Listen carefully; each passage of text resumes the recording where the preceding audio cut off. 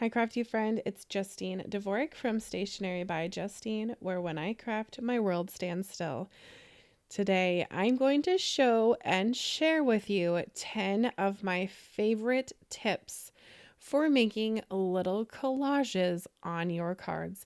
And this is for the person who gets stressed out by all the little details and the placement and the colors and all of that. We're going to talk about it.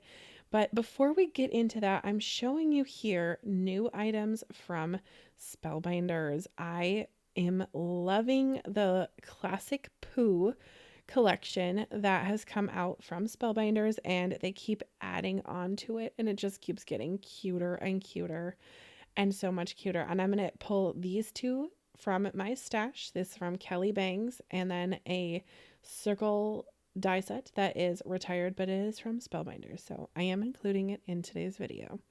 Okay, well, the new items from Spellbinders include an embossing folder, better press sentiments, stamp sets with dies, and my favorite is this a new ribbon and trim die set. You saw it just a minute ago, but it creates these really pretty faux ribbon strips, and you can die cut it with any paper. Isn't that so cool? And the 100-acre wood better press plate that creates the map of the land from Winnie the Pooh. Isn't that just so cute? It includes things like Rabbit's house and the floody place where the Hoozle wasn't, and Eeyore's gloomy place. It's rather boggy and sad. Just really cute. Okay, let's dive right into the tips before we get going too far in this video. So first of all, you need to start with a clear focal point.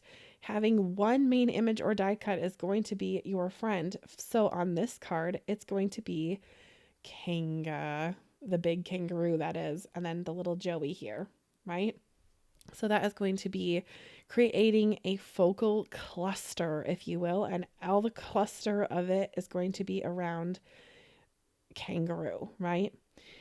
Now, what you can do, my next step is to work in odd numbers. So try 3 to 5 things, right? So I have 3 little safety pins. That's going to be my odd number here. And I'm also using 5 with these 2 strips of pattern paper that I'm adding, and then 2 of the ribbon dies that I've die cut out. And then I'm using another piece that's the same shape but has the little silhouette of all the characters walking in green. So that is my odd number category there, right? Now, another way to keep collages nice and tidy is to limit your color palette. So using all of these neutral baby colors is what I did on all of the cards I'm going to do today. I'm showing you one, but at the end I'm going to show you, I think 5 more. I think I did 6 altogether. I really do love this collection. I think it's just so sweet. But for baby cards, I have a lot of friends who are having babies, and the new trend is to not find out if you're having a girl or a boy, right? So I need neutral baby cards because it could be a girl, it could be a boy, and I don't want to assume anything. So we're just going to go with pink and blue and green and orange and yellow and have all these soft baby pastel-y colors. So it just keeps everything very cohesive, right? Now, another way to keep your collages and my go-to tips here, we've got the third one. Nope, I'm sorry. Number 4 is to mix and match pattern scales. So I'm having my big bold pattern of my map there, and I'm also using the paper pack that is from Simple Stories? I think I will link it down below, but it is the Pooh Bear one as well.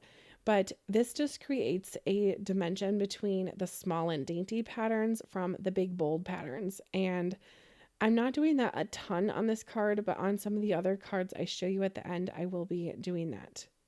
Now, another thing that I'm not doing on this card, but you can do, is to tear your paper. So tear, don't just cut. So some of those torn edges can be instant interest and can create a little bit of a charm and softness to your cards, and it just creates that little relaxed homemade feel, and homemade feel, and to add ink blending to those edges is extra special. I did that on a card in December for one of my craft roulette cards, and I love that.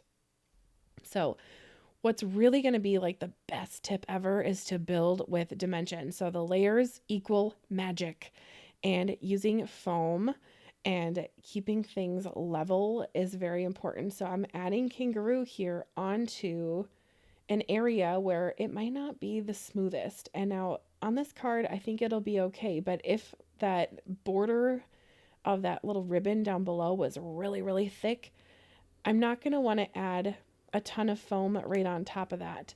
So I'm just kind of placing this foam in areas where it's going to need support, but not everywhere. And the reason why I was able to do that so quickly is because I've made cards for a while now.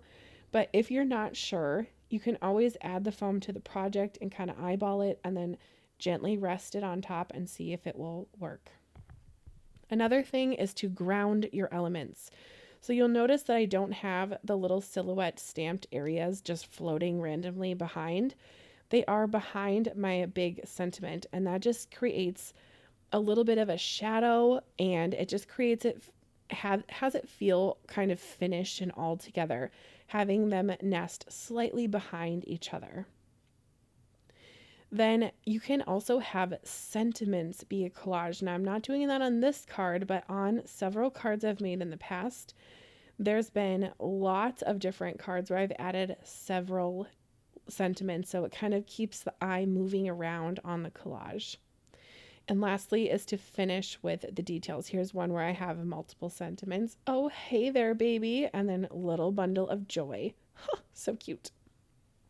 And then, of course, finishing with those tiny details, you're going to want to do enamel dots, sequins, die cut hearts. In this case, we're using die cut safety pins. Just add the little extra touches, right? Think about this as sprinkles, not frosting. So just a little bit. I mean, I've had cards where it's been definitely frosting style sentiments, but just a little sprinkle, you know? But my favorite tip, I know I said my favorite tip before was the dimension, but an actionable step that you can do is to look at your project, set it down, step back, and squint. I got this tip from my middle school art teacher. Shout out to Mrs. George. She was fabulous. And what you can do is you can either hold the card at arm's length and squint your eyes, or set it on your desk and then lean back, or stand up and squint and see if your focal point is still standing out clearly. If it is, great. If not, maybe you need to add a little something to make it stand out. Maybe you need to add some embellishments to surround it, kind of like I have Pooh here surrounded by the flowers. Add something to make that focal point really pop. So I hope that you've enjoyed today's video with all the tips. There is a look at all 6 cards I made with this collection, but know that I am not finished with it. I'll be making more and have them over on my Instagram. If you have liked or learned anything, please let me know by leaving a comment and hitting the like button. And I would love to know your favorite card of the bunch. I think my favorite has to be the one in the bottom middle that says Little Bundle of Joy with the orange sentiment, and Pooh Bear with the little duck. That is my favorite card. But maybe you have a different favorite than I do. So I would love to invite you to let me know by leaving a comment. I hope you go ahead and check these out on the Spellbinders website. I will have all of those items linked down below for you. Thank you so very much for watching, and we'll see you next time. Bye, crafty friend.